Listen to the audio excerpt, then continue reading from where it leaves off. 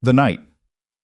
Genevieve Marquetti walked into Waverly's home and threw every piece of her life into cardboard boxes, while Waverly was 8 months pregnant and standing in the rain outside her own front door. Was the night four brothers stopped asking questions and started making plans.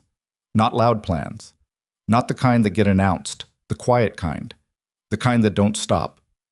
If that had been your home, your marriage, your mother's journal tossed into a box like garbage, what would you have done? This is the story of a woman who lost everything in one night, and the men who made sure she didn't lose it alone. If you're new here, hit that subscribe button right now and turn on notifications, because this channel carries stories that will stay with you long after the screen goes dark. Drop a like, and tell me in the comments, what city or country are you watching from? I want to see how far this story travels. Now let's begin. The first thing Waverly noticed when she came home from her prenatal appointment that Thursday was that the front gate didn't open. She pressed the fob twice, then a third time. The little green light that always blinked when the mechanism engaged, nothing, just red. Just a flat, indifferent red. She told herself it was a battery issue. She told herself a lot of things that month. She pulled out her phone and called the house line. It rang 4 times and went to voicemail. She called Harrison's cell. Same thing. She stood outside the iron gate in her nursing scrubs. She'd worked the night shift before going straight to the appointment, with her feet aching in her compression socks and the sky doing that Chicago thing where it can't decide between rain and not rain, so it just mists at you until you're soaked without ever feeling a single drop fall. She waited 20 minutes before Patrice finally came to the gate. Patrice Okafor had worked in that house for 9 years. She was in her early 60s, built small, with hands that were always moving, straightening, adjusting, doing something useful. She had fed Harrison Beckett breakfast every morning for nearly a decade, and she had welcomed Waverly into that house 3 years ago with a warmth that no one had asked her to perform. She just did it because she meant it. When Patrice came to the gate that evening, she wasn't moving the way she usually moved. She was moving careful. "Miss Waverly?" Her voice was low, too low. "Patrice, what's going on? My card isn't working." Patrice looked back toward the house. The kind of look you give a place when you're not sure what it's going to do next. "They changed the system today." "They changed? Who changed it? What do you mean?" "Miss Genevieve, she called the security company this morning, said there was a breach concern." Patrice pressed her lips together. "All the codes are new." Waverly felt something cold move through her that had nothing to do with the mist. "I live here, Patrice." "I know you do. So give me the new code." The older woman's jaw worked. She looked back at the house again. "I wasn't given the new code, Miss Waverly. She didn't give it to the staff." A pause. "She said she'd handle access personally." Waverly stood there with her prenatal folder tucked under her arm, the one with the ultrasound photos from that morning, the ones she'd been carrying around all day like they were something precious, because they were, and she tried to make sense of what she was hearing. Genevieve Marquetti had changed the security codes on Waverly's home and not given Waverly the new ones. "Where's Harrison?" "He had a dinner downtown." "Call him." "Miss Waverly." "Patrice, call him right now." Patrice pulled out her own phone. She called. It went to voicemail. She tried the office line. An assistant answered and said Mr. Beckett was in a meeting and unavailable. Patrice asked her to interrupt it. There was a long pause, and then the assistant said she'd pass along the message. They waited. The mist became something more committed. Waverly's back had been aching all day. The baby was sitting low now, and the pressure was constant, a deep grinding weight that no position quite relieved.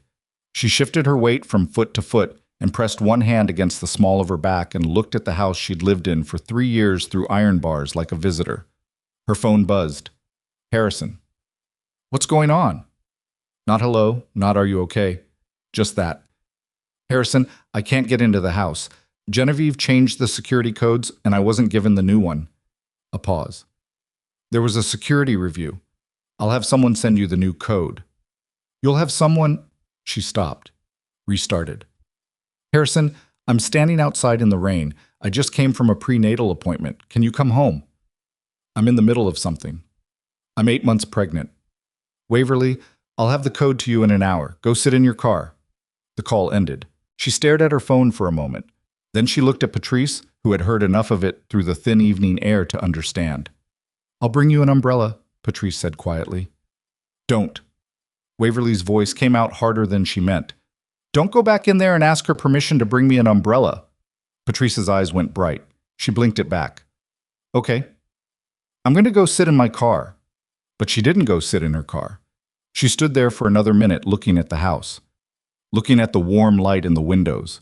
She could see movement in the front room, the silhouette of someone walking past, unhurried, at home. She couldn't tell who it was. She told herself it was the housekeeper. She told herself that too. She went and sat in her car. The code never came in an hour. It came in 3 hours, in a text from an unknown number. And by the time Waverly let herself back into the house, the lights in the front room were off, and Harrison's car was back in the garage, and the house smelled like someone else's perfume. She stood in her own kitchen at 11:30 at night and ate cold leftover rice from the container because no one had saved her dinner, and she looked at the ultrasound photo on the counter, the one she'd set there to show Harrison when he came home.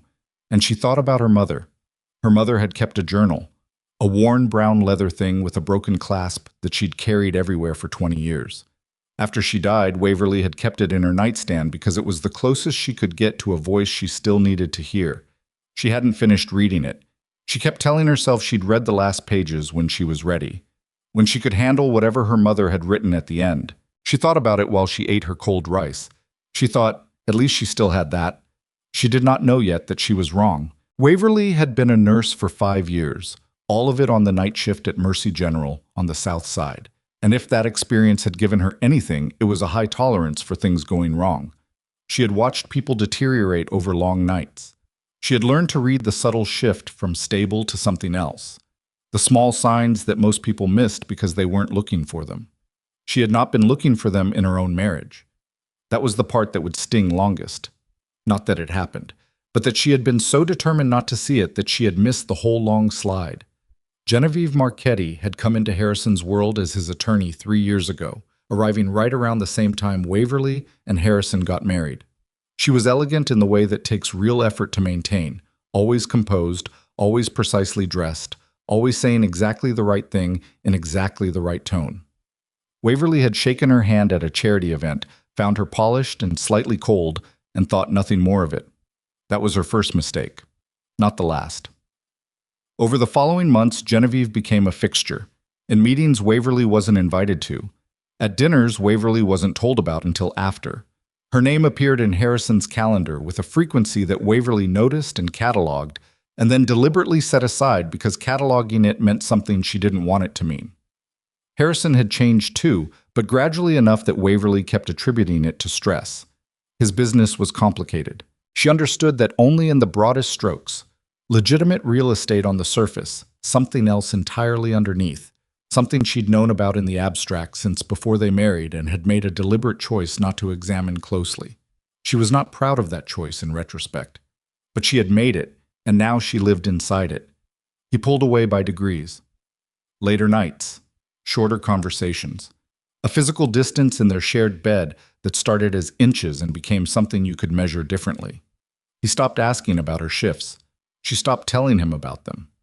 They moved through the same house on parallel tracks, and Waverly kept herself busy enough.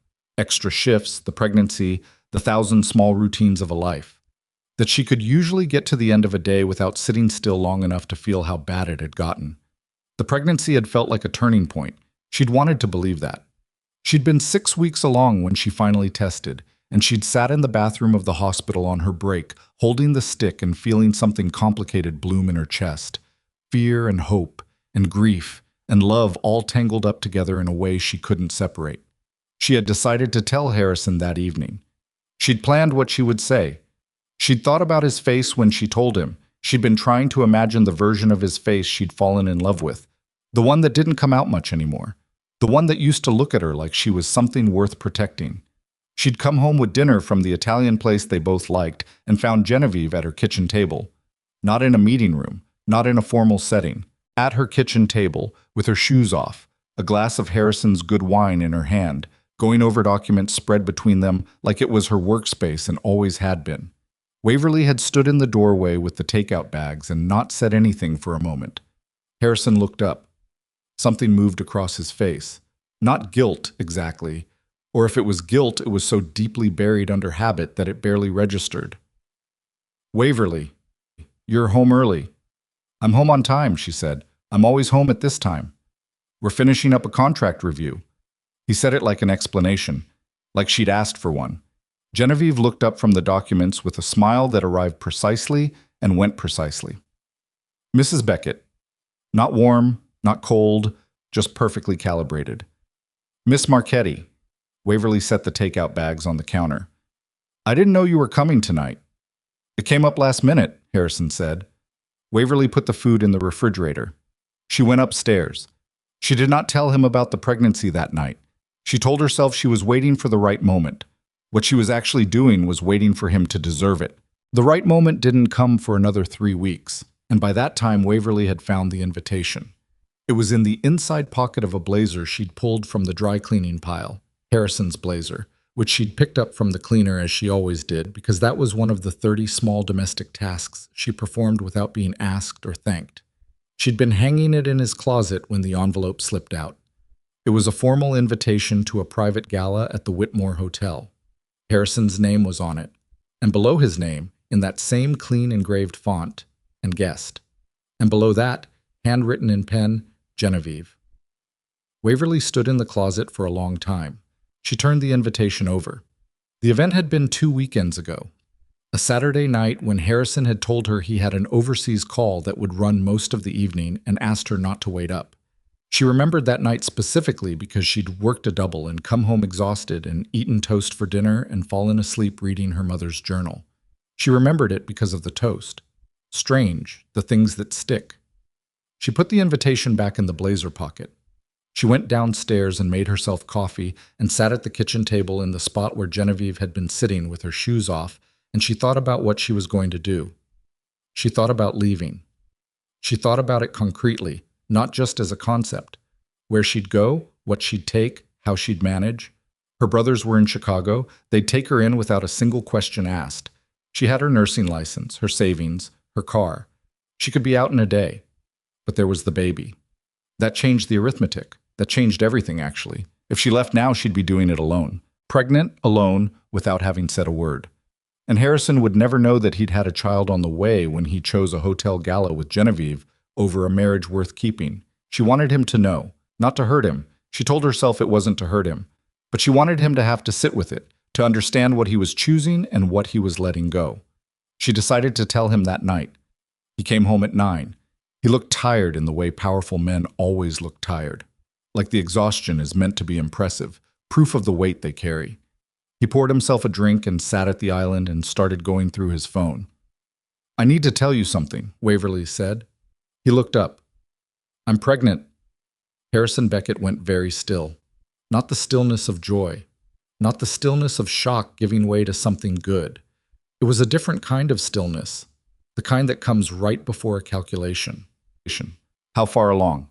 9 weeks. He set his drink down. He looked at his phone. He looked back at her. "We should talk about this." "We should talk about this," she repeated, slowly. "Harrison, I'm having your baby." "I know." His voice was even. "And we need to discuss it thoughtfully." She felt the cold again, the same cold from outside the gate, the same mist. "What does that mean? What does discuss it thoughtfully mean right now?" "It means this is complicated timing." Complicated timing. She looked at him, really looked at him, at the man who had once shown up at Mercy General at 2 in the morning with soup when she'd texted him she was having a brutal shift. She was looking for that man. She couldn't find him. "Are you telling me you don't want this baby?" He met her eyes. "I'm telling you it's complicated." She left the kitchen. She went upstairs. She sat on the edge of the bed and pressed her hands flat against her stomach. She wasn't showing yet, still small enough to hide it in scrubs, but she could feel it all the same. The specific awareness that something was in there, something alive and growing, and entirely unaware of the conversation that had just happened about whether it was a complication. And she breathed very carefully for a long time. She had made her decision by the time she stopped breathing carefully. She was keeping her child. She was going to protect her child. And if Harrison Beckett couldn't find his way to being the man she'd married, then she would find another way to live. What she didn't know yet was that Genevieve had already been working on a plan of her own, and that plan was almost finished. The next 2 weeks moved like something inevitable gathering speed. Waverly's prenatal appointment got rescheduled, twice, by a clerical error she didn't think much about until the third time it happened. And the clinic receptionist said apologetically that the request to reschedule had come from the patient's emergency contact. Waverly asked who had put a different emergency contact on her file. The receptionist went quiet for a moment and said she wasn't sure how that had happened. Waverly changed it back. She changed it back and then sat in her car in the clinic parking lot and made a list in her head of all the small things that had gone slightly wrong over the past month. The security code, the invitation, the rescheduled appointments, the text messages that seemed to arrive just slightly too late to be useful, the dinner she hadn't been told about where Harrison had apparently given some kind of speech about his plans for the company's future, a speech that had been mentioned to her afterward by a mutual acquaintance with the obvious assumption that Waverly had been there. She hadn't been there. She pulled out her phone and called her brother Marcus. Marcus Tate was 33, 4 years older than Waverly, and he worked in corporate forensics with a specialty in financial investigation. He was the quietest of her 4 brothers, and the one she called when she needed to think out loud rather than be told what to do. "Hey." He picked up on the second ring. "Hey." She paused. "Can you just talk for a few minutes?" "Always." She heard him close a door, give himself privacy. That was Marcus. He noticed what people needed without being told. "What's going on?" "I think—" She stopped. She looked out the car window at the clinic, at the ordinary afternoon people walking in and out with their ordinary concerns. "I think something is being done to me, deliberately, and I can't prove any of it." Marcus didn't say anything for a moment. "Tell me everything." She told him. All of it. The appointments, the codes, the invitation, the text from Harrison about the baby. She told him carefully, trying to be fair, trying to present it the way he would if he were investigating it professionally, without the emotional overlay that made everything feel larger or smaller than it was. When she finished, Marcus was quiet for 4 or 5 seconds. "Waverly." "I know." "You should come stay with me." "Not yet." She put the car in drive. "I need to understand exactly what's happening first. I'm not leaving without knowing the whole picture." "Okay." His voice was careful, measured. "Then I'm going to need you to start writing things down. Dates, times, what was said, what changed, every detail, no matter how small." "I can do that." "And Waverly, don't confront her directly. Not yet." "I wasn't planning to." But even as she said it, she knew it wasn't true. She'd been building toward a confrontation since the moment she found that invitation. She just hadn't admitted it to herself yet. 2 weeks later, she admitted it at the Velvet Room. The Velvet Room was Harrison's club on Michigan Avenue, technically a members-only lounge for what the website described as Chicago's creative and business elite, which was one way of describing the assembled company.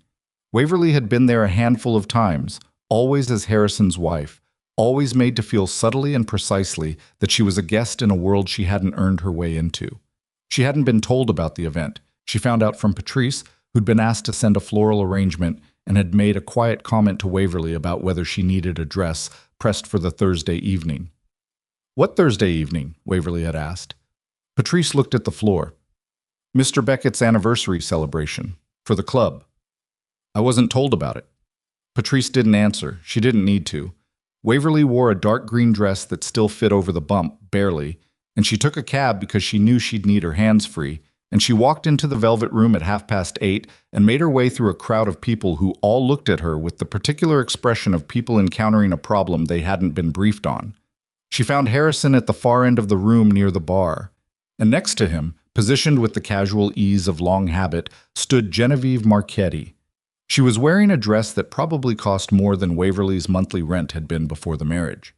She was laughing at something with the practiced warmth of someone who had rehearsed the scene. Harrison saw Waverly coming from about 20 feet away. She watched his expression. She watched him calculate. She stopped in front of them. She looked at Genevieve first. Then she looked at the people around them, the business associates, the attorneys, the well-dressed attendants, all the members of the world that Harrison had been quietly building without her. And she said, clearly and without heat, the 7 words she'd been carrying without knowing it. "I'm his wife. You're in my seat." The silence was immediate. Genevieve's expression didn't change for 3 full seconds. That was how practiced she was. And then something shifted in it, something sharp and controlled. Harrison stepped toward Waverly. His voice was very quiet. "Not here." "You've been bringing her everywhere," Waverly said, just as quietly, just as steady. "Our anniversary dinner, the Whitmore Gala. Now this. And you've been rescheduling my prenatal appointments through her." She kept her eyes on him. "Our baby's appointments, Harrison. You're making a scene. I'm having a conversation." She tilted her head. "Are you embarrassed?" He took her arm, not roughly, but firmly. "Come with me." She pulled her arm back. "Don't." He stopped. People were watching. He was a man who understood the value of how things looked, and right now things looked extremely bad for him, and she could see him running the calculations on how to contain it. She saved him the trouble. "I'll go," she said. "But we're going to talk, tonight." She walked out without looking at Genevieve. She waited 4 hours in the house for him to come home. He came through the door at midnight and stood in the kitchen doorway and said, "You humiliated me." Waverly was sitting at the table. She had a glass of water in front of her and her hands were very still. "Did I?" "That was a business event. Those were clients." "She has been at every event where I should have been," Waverly said. "You changed the security codes to my home and didn't tell me. You called our baby complicated timing." She paused. "I asked her to move out of my seat. That's the thing you want to talk about." "This isn't working." He said it flatly, like a business conclusion. She looked at him for a moment. "No," she agreed. "It isn't." She went upstairs. She slept in the guest room. She woke up in the morning and went to work, and when she came home 5 days later from a stretch of night shifts that had kept her in the hospital nearly continuously, 5 days, she found the garage. She found the boxes. Every piece of her life was in cardboard boxes in the garage. Her clothes, her books, her nursing things, the small picture frames, the blankets she'd had since college. All of it packed and stacked with the efficiency of people who had been told they had a job to do. She looked through every box with her heart slamming in her chest, and then she understood what she was looking for, and she turned every box over, looking for it. Her mother's journal was gone. She went inside. Every password had been changed. Her key card to the back entrance didn't work. She found her one remaining working key, the old front door key she'd carried before they updated the system. And she tried it, and it turned, so she pushed the door open and walked into her own house. Genevieve was in the front room. Not Harrison. Genevieve. In the room, with her things laid out, with the settled ease of someone who has been making herself at home long enough that it has become home. She looked at Waverly with an expression that was not quite surprise and not quite triumph, something in between. "Where is my mother's journal?" Waverly said. "I packed everything very carefully. Where is the journal?" Genevieve looked at her. "I don't know what you're referring to." Waverly stood in her front hallway, 8 months pregnant, in her work scrubs, and looked at the woman who had taken her life apart and nested inside it, and she felt something clarify in her the way very cold things go very clear. "Tell Harrison I'll be in touch," she said. She walked back to the garage. She picked up 3 boxes, all she could carry safely, and she put them in her car. She drove to Patrice's apartment because Patrice had already called her twice asking if she was okay, and that was the only call she'd gotten that asked. It started raining on the expressway. By the time she pulled up outside Patrice's building, she was breathing through her teeth, and the tightening in her abdomen was coming in waves, and she knew the difference between Braxton Hicks and something else. And this was something else. She sat in her car in the rain and held the steering wheel and breathed. She had not called her brothers yet. She had been protecting them from this, or protecting herself from having to say it out loud to the 4 people whose reaction she feared most because she loved them most. But she picked up the phone. She called Marcus. "I need help," she said when he picked up. He didn't ask questions. He said, "I'm on my way." And as Waverly sat in the rain outside Patrice Okafor's apartment with her hands on her stomach and her baby pressing against her ribs and 3 boxes of everything she had left in her back seat, she heard something in her brother's voice that she hadn't heard in a long time. Not worry. Not even anger. Something quieter than both of those. Something that sounded like a decision being made. Marcus Tate arrived in 14 minutes. Waverly knew because she watched the clock on her dashboard, the way she watched monitors on difficult nights at Mercy General. Not because knowing the time changed anything, but because it gave her hands something to grip besides her own fear. 14 minutes from the time she called to the time, his headlights swung into Patrice's narrow street and his car stopped behind hers and his door opened. He didn't run. Marcus never ran. He walked to her car with that particular Marcus Tate stride, measured, deliberate, the walk of a man who had already decided what he was going to do before he arrived. And he opened her passenger door and got in without asking permission and sat there for a moment looking at her face. "How far apart?" he said. 8 minutes, maybe 9. "Okay." He put his hand over hers on the steering wheel, not squeezing, just covering. "We're going to Mercy." "I'm not in labor, Marcus. It's stress contractions. Waverly." She stopped. "We're going to Mercy," he said again. "And while you're being checked out, you're going to tell me everything you told me on the phone, but slower. And then I'm going to make some calls. I don't want you to make calls yet. I don't want the others involved until they're already involved." He said it quietly, like it was a fact of nature. "You just hadn't told us yet." She looked at him in the dark. The rain on the windshield turned the streetlights into something blurred and soft. He had their mother's eyes, that same direct, patient quality, the kind of eyes that didn't look away when things got difficult. It was the thing she loved most about him, and the thing that made her feel most exposed. "I should have called sooner," she said. "Yeah." He didn't dress it up. "You should have, but you're calling now." He drove her car. She called Patrice from the passenger seat to tell her what was happening, and Patrice said she was already on her way and that she had the spare key to her building and that the pull-out sofa was already made up.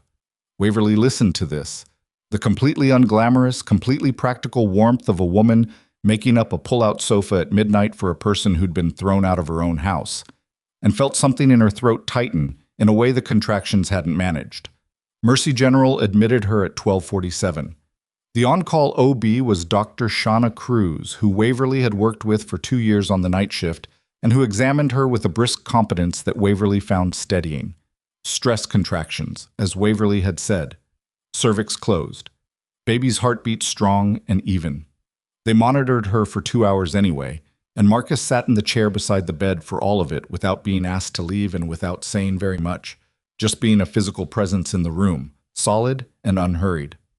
Around 2 in the morning, when the contractions had spaced out and Dr. Cruz had reduced the monitoring level, Marcus took out his phone and sent a single text.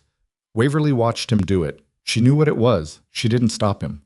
By morning, all 4 brothers knew. Darius Tate was 36, the oldest, and he worked in construction management, his own company, built from the ground up over a decade, the kind of business that required him to read people quickly and waste no words on the ones who weren't worth his time. He had a stillness to him that people sometimes confused with calm until they understood it was actually the opposite. It was control. Darius Tate had a temper like a structural load, invisible until the tolerance was exceeded, and then everything went at once. He walked into Waverly's hospital room at 7:15 in the morning with a coffee he'd brought for her and set it on the table and looked at her for a long moment without saying anything. Then he said, "You should have called 6 months ago." "Good morning to you too." "I'm serious." "I know you are." She accepted the coffee. "Sit down." He sat. He had the same build as Marcus but carried it differently. Where Marcus moved like someone in no particular hurry, Darius moved like someone conserving energy for a specific purpose. He had the kind of face that was hard to read until you knew him, and even then you only got part of the way. "Tell me what she did," he said. Waverly told him. He listened without interrupting, which was unusual for him. He just sat with his forearms on his knees and listened, and the stillness in him went from his ordinary kind to something else, something denser, more deliberate. When she finished, he said, "His name is Beckett." "Yes." "And this Marquetti woman, she changed the codes. She packed your things." "That's what Patrice said." "And he let it happen." It wasn't a question. Waverly answered it anyway. He said it was complicated timing. Darius looked at the ceiling. A muscle in his jaw moved. "Okay," he said finally. "Okay." "Darius, I said okay." He stood up. "I need some air." He went into the hallway. She could see him through the small window in the door, standing against the opposite wall with his arms crossed and his head down. A nurse walked past him and gave him the wide berth that people instinctively gave Darius Tate when he was doing that particular thing with his face. Marcus appeared from somewhere down the hall and stood beside him. They talked quietly. She couldn't hear them. 2 more arrived by noon.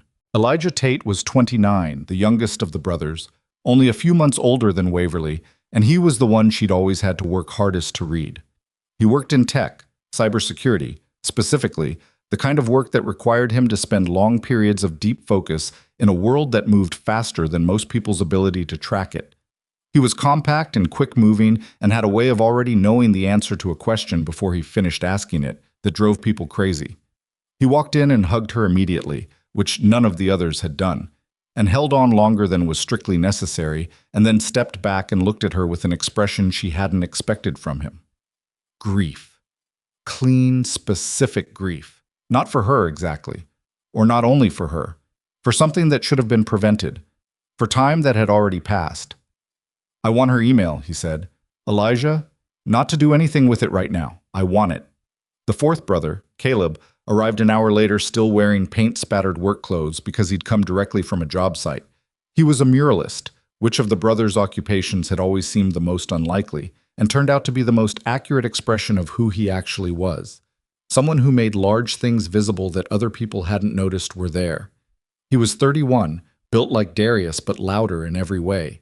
And he came in and looked at Waverly and then looked at the 3 brothers arranged around her room and said, "Somebody better tell me where she lives." "Caleb," Marcus said, "I'm asking a question." "No," Marcus said. "You're not." Caleb looked at him. Then he looked at Waverly. Then he pulled a chair to the side of the bed and sat in it and put his face in his hands for a moment, just a moment. And when he brought it back up, his expression had done something complicated. "You're okay," he said to her. It was half question, half statement, half something else. "The baby's fine. I'm fine." "That's not what I asked." She held his gaze. "No, I'm not okay." "All right." He nodded. "All right." They were all in the room then, all 4 of them arranged around her hospital bed like something ancient and impractical and completely necessary. The room was not large. It held them anyway. She looked at her brothers, at their different versions of the same anger, the same helplessness, the same love that they didn't have the language for and so wore in their posture and their jaw muscles, and the particular way they kept orienting their bodies toward her like she might need to be caught. And she felt, for the first time since she'd stood outside the gate in the mist, like she was standing on something solid. "I don't want anyone going to his house," she said. No one answered immediately. "I mean it. No one shows up at Harrison's door." "Waverly," Darius started. "I'm serious. You go to his house, you become the problem. You become the thing he points to. He has lawyers and he has other things, and I will not have you walking into that." She looked at Darius specifically, then Caleb. "I need you to hear me on this." Darius looked at the window. "Fine." Caleb. "Fine." He didn't look at her when he said it. "I need actual words from both of you." "I'm not going to his house," Darius said. Flat, even. "Me either," Caleb said, with slightly less conviction, but enough. "Thank you." She settled back against the pillow. "Marcus, you said you wanted to make some calls." "I have some calls in mind," Marcus said. "Then make them." She was discharged the following morning with instructions to rest, hydrate, and return immediately if the contractions resumed at intervals under 10 minutes. The discharge instructions were printed on a sheet that also contained a section for the support contact's signature, and Waverly signed it herself because there was no husband present, and she did not put Harrison's name on anything related to that discharge. Patrice's apartment was on the 3rd floor of a walk-up in Pilsen, small and precisely kept in the way of someone who valued order as a form of self-respect. She had a real bedroom with an actual bed that she insisted Waverly take, and she set herself up on the pull-out sofa in the front room without complaint or commentary. The apartment smelled like cardamom and wood smoke from the candles she kept, and the windows let in enough afternoon light that it felt larger than it was. Waverly lay in Patrice's bed on the first afternoon and stared at the ceiling and thought about the journal. Her mother's name had been Alma Tate, and she had died 4 years ago from an illness that moved faster than anyone expected, and she had not been a sentimental woman in the obvious ways. No excessive photographs on the walls, no keepsakes cluttering the shelves. But she had kept that journal for 22 years. Waverly knew this because the first entry was dated the year she turned 5, which was also the year her father left, and the last date Waverly had read to was about 14 months before her mother's death. She hadn't read the last pages. She'd told herself she wasn't ready. What she understood now, lying in someone else's bed with her mother's journal, God knew where in Harrison Beckett's house, was that she had been waiting to read those final pages the way some people keep a last piece of something good, a last square of chocolate, a last episode of something they loved, because once you consume it, it's gone. She'd been keeping her mother's last words the way you keep the last of something irreplaceable, and now she couldn't even do that. She pressed her palms against her eyes until the feeling passed. It took a while. Marcus called that evening. She put him on speaker so Patrice could hear, because Patrice had a right to hear what was being said about the household she'd worked in for 9 years, and which had just apparently become something she no longer recognized. I talked to 2 people, Marcus said. A family attorney named Renata Douglas. She works domestic and she's good. And a forensic accountant I know professionally named Elliot Park. I gave them both a preliminary picture of the situation. Okay. Waverly was sitting at Patrice's small kitchen table. Patrice was across from her with both hands wrapped around a mug. Renata says you need to document everything before you file, specifically the locked-out incident, the altered medical contacts, and anything you can establish about Marquetti's role in the household decisions. The stronger the documented pattern of intentional isolation, the cleaner the custody case. I can write out everything I remember with dates. Do it tonight if you can, while it's still fresh. A pause. There's something else. She heard the shift in his voice. Tell me. Elliot looked at some publicly available information on Beckett's business entities. Just surface level, nothing that required access. He found some things that are interesting. Inconsistencies in the public reporting structure. Some entities that don't map onto anything with obvious legitimate purpose. Marcus, I've known his business was complicated since before I married him. I know, I'm not judging that. I'm just saying that what Elliot found suggests there's leverage available if it's needed. We're not going to use it unless we have to. We're not going to use it at all, Waverly said. Silence. Marcus. I hear you. That's not agreement. It's close to it, he said. Which, from Marcus, was as far as she was going to get that night. After she hung up, Patrice wrapped both hands tighter around her mug and said quietly, I heard things in that house. Over the years. Waverly looked at her. I'm not saying I understood what I was hearing, Patrice said carefully, but things were discussed in that kitchen that I don't think were meant for my ears, and I kept them there. She tapped one finger against her temple. But if someone with the right authority ever asked me the right questions, she stopped. Let it sit. I don't want to put you in that position, Waverly said. You didn't put me anywhere. Patrice stood and rinsed her mug at the sink with her back to the room. I put myself here. I chose it. She turned off the tap. That woman asked me to pack your things. She stood in the kitchen doorway while I did it, and she told me which boxes to use.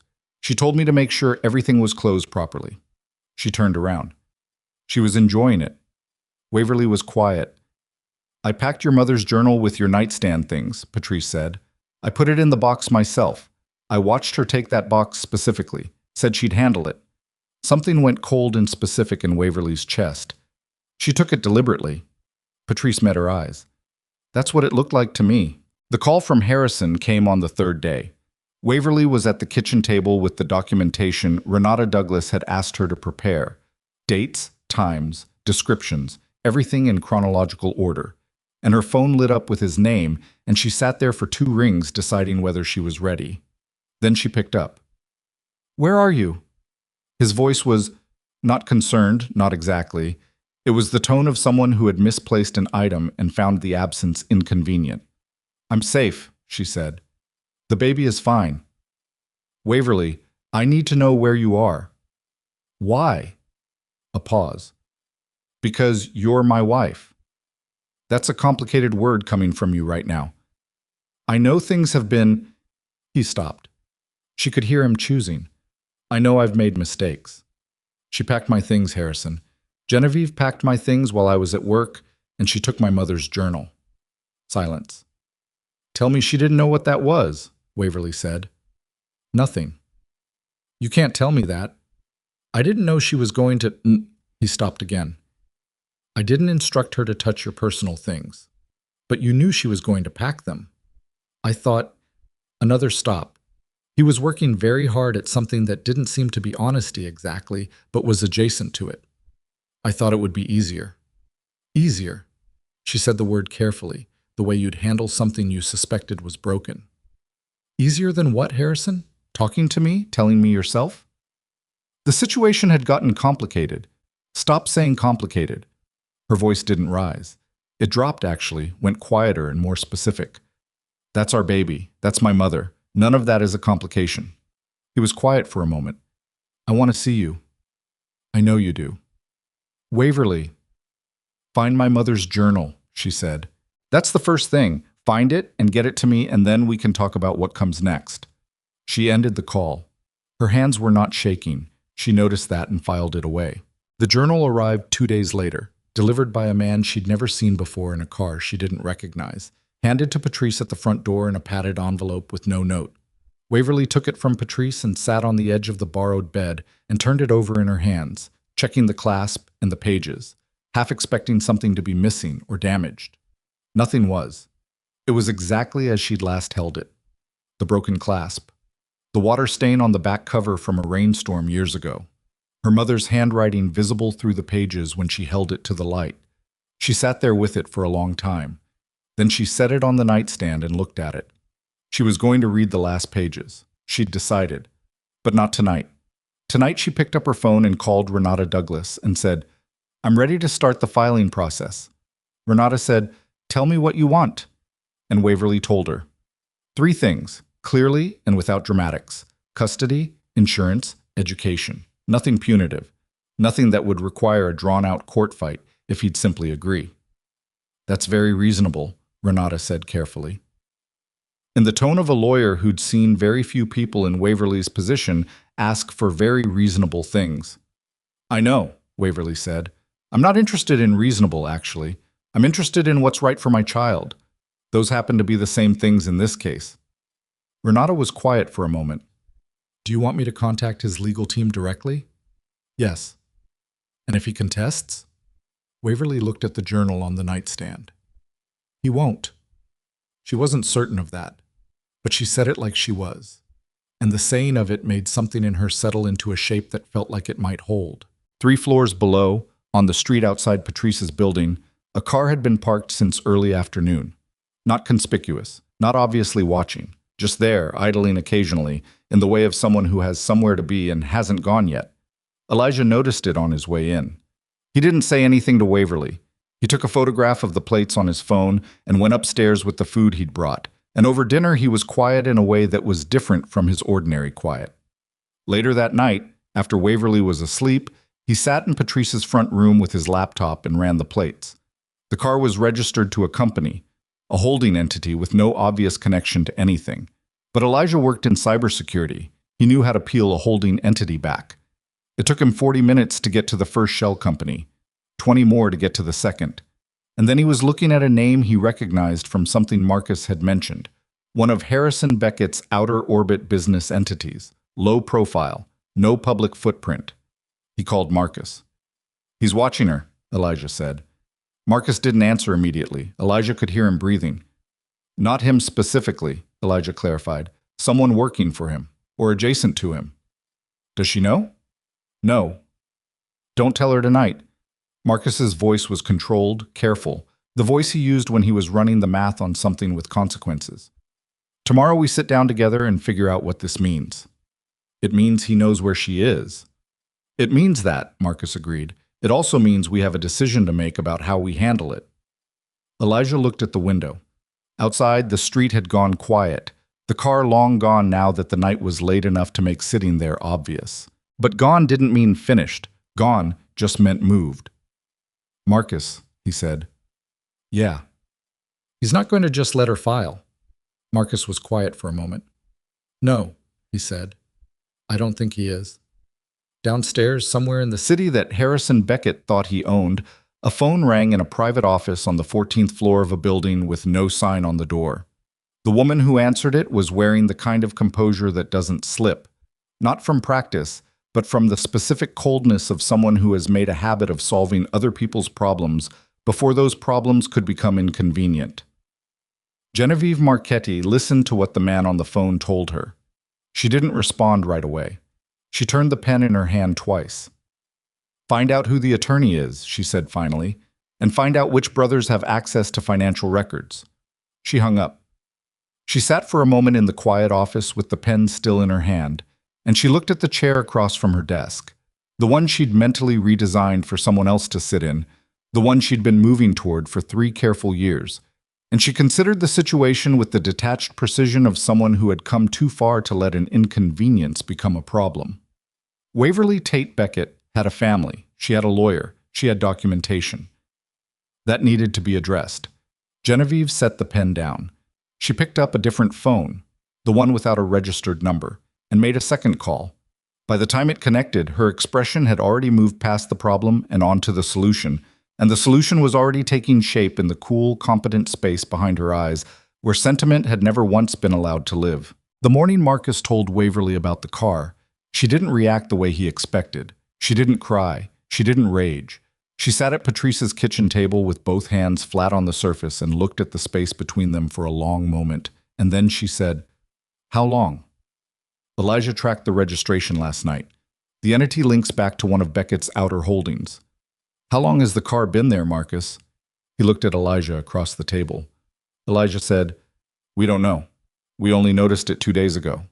She nodded slowly, the kind of nod that isn't agreement but processing. "So he's known where I am since at least 2 days ago, possibly longer." "Possibly," Marcus said. She looked up. "Patrice?" Patrice was at the stove, not pretending she wasn't listening. "Yes." "Is there any way he knew before that? Did anyone come to the door? Any calls to the building's front line?" Patrice turned from the stove. Her expression was careful. "There was a call 3 days ago, someone asking for the building manager. I answered the common line because I was in the lobby." She paused. "They asked if a new tenant had moved in recently." The table was quiet. "I said no," Patrice added. "I said I'd been here 12 years and the building had no new tenants." "But they called," Caleb said from the doorway. He'd been leaning against the frame with his arms crossed, and his voice had the particular flatness he used when he was suppressing something larger. "They were already looking." "They were already looking," Waverly repeated.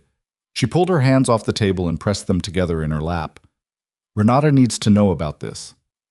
"I already called her," Marcus said. "She said it changes the timeline. She wants the filing done today, not next week. If he's tracking your location, he may be preparing something on his end. A preemptive motion, a counter-filing. She wants to move first." "Then we move first." Waverly stood up from the table. She moved more carefully now than she had 3 weeks ago. The baby had dropped lower, and her body had begun the slow, grinding preparation for what was coming, and every movement required a small negotiation with her own frame. She moved to the counter and poured herself water and drank half of it standing there. "I need an hour to add 3 more incidents to the documentation. Then I'll call Renata and we file." No one argued. That was the thing about her brothers that she'd always counted on. When she gave them a direction they could work with, they worked with it. It was only when she gave them nothing to do that they became dangerous. She went to the bedroom and sat at the small desk Patrice had cleared for her and opened her notebook and began to write. Renata Douglas filed the initial petition at 11:47 that morning. By 2 in the afternoon, Waverly received a call from a number she didn't recognize. She let it go to voicemail. The voicemail was from a man who identified himself as Reed Calloway, attorney representing Harrison Beckett in the matter of the pending filing, and who said in the measured tone of someone who had made this particular call many times that his client would like to request a meeting before any further legal steps were taken, and that his client was prepared to discuss the matter with full cooperation and goodwill. Full cooperation and goodwill. She played the message twice. Then she called Renata. "Don't meet with him," Renata said before Waverly finished explaining. "Not without me present, and not this week. They're trying to slow the process down. If they can get you in a room and make it feel like negotiation is happening, they can stall the filing while they prepare their counter." What would a counter look like? A pause. In a case with this much financial complexity, and with a subject who has the kind of resources Beckett has, a counter could look like a lot of things. Challenging your fitness, questioning the living situation. They could argue that your current housing, a friend's apartment, is inadequate for a newborn. Waverly was quiet. It would be a bad faith argument, Renata said, but bad faith doesn't mean it's not effective in the short term. It creates delay. Delay favors the party with more resources. Which is him. Which is him. So we don't give them time to build that argument. We move on our timeline, not his. After she hung up, Waverly sat with the phone in her hand and thought about what Renata hadn't said directly, but had been building toward from the beginning of all this. That Harrison Beckett was not a man who lost things quietly. That a person with his kind of operation did not simply receive papers and sign them out of guilt. She had believed, somewhere in the part of herself that still wanted this to be a story with a manageable ending, that her requests were so reasonable that he'd simply agree. 3 things. Just 3 things. She'd stripped herself down to the bone minimum, taken everything personal off the table, and asked only for what the child needed. She'd believed that would be enough. She was starting to understand that reasonable had nothing to do with it. The filing hit Harrison's attorney's office at 12:15. By 1 o'clock, Reed Calloway had briefed Harrison. By 1:30, Harrison had called Genevieve. None of this was information Waverly had at the time. She would understand the sequence later, in retrospect, the way you understand a storm by what it leaves behind rather than by watching it form. What she knew in real time was this. At 4 o'clock that afternoon, Elijah got a notification on an alert he'd set up on the holding company associated with the car. A subsidiary of that entity had made a payment, small amount, routed through a vendor account that serviced, among other things, background research firms. He called Marcus from the bathroom of Patrice's apartment, door closed, voice low. "They're pulling background on someone," Elijah said. "I can't see who yet, but the payment pattern matches what these firms charge for a comprehensive individual profile. One of us. Or Renata. Or Patrice. Can you find out which? Give me a few hours." He didn't need a few hours. He needed 90 minutes. And when he had the answer, he came out of the bathroom and sat down at the kitchen table and pulled up his laptop and showed Marcus the screen without saying anything first, because sometimes the thing you find is bad enough that you need a second to decide how to say it. Marcus looked at the screen. His face did something controlled and terrible. "Darius," he said. Darius came from the front room. He looked at the screen. "They're not pulling background on Waverly," Elijah said. "They pulled it on Darius.